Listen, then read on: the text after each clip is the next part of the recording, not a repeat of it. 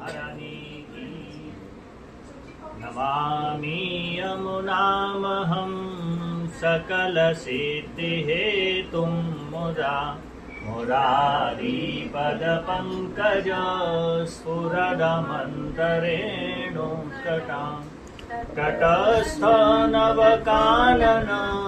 प्रकटमोदपुष्पाम्बुना सुरासुरसुपूजिता स्मरपितुश्रियं विप्रतिं कलिन्दगिरिमस्तके पतदमन्दपूरोज्ज्वला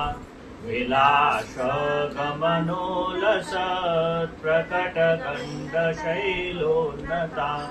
सघोषगतिदन्तुरा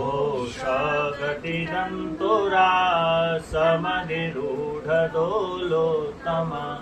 मुकुन्दरतिवर्धनी जयति पद्मवन्दोषुता भुवं भुवनपावनी मदिगतामनेकस्वने प्रिया विरिवसेवितां सुखमयूरहंसादिभिः तरङ्गभुजकङ्कणा प्रकटमुक्तिका बालुका नितम्बतटसुन्दरीं नमत कृष्णतुर्यप्रियाम् अनन्तगुणभूषिते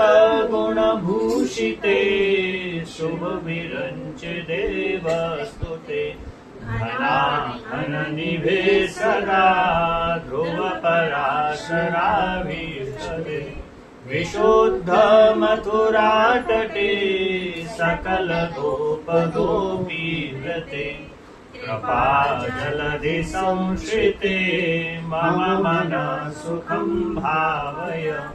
यया चरणपद्मजा मुररिपो प्रियं भावुका समागमनतो भवत् सकलसिद्धिदा सेवताम् तया सदशतामियात् कमलजा सपत्नी वयत्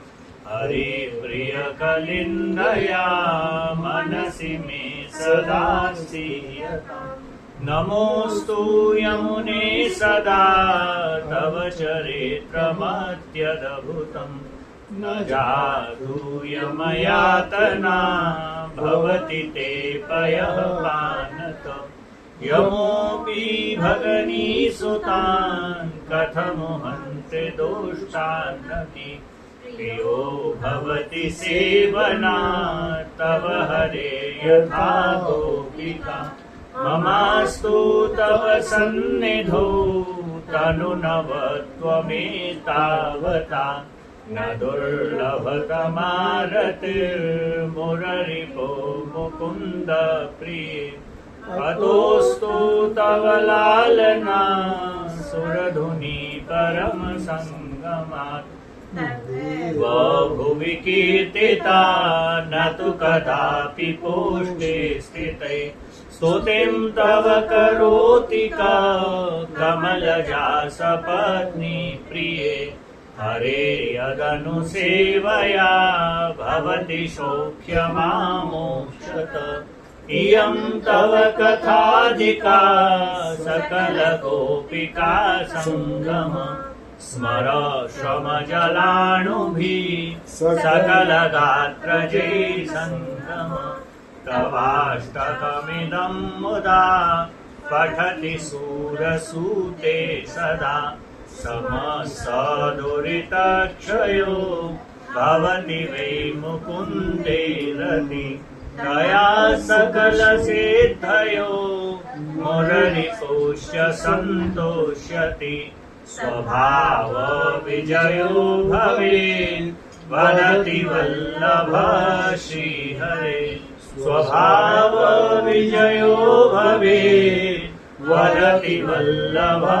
श्रीहरे। श्याम सुंदर श्री यमुने महारानी की।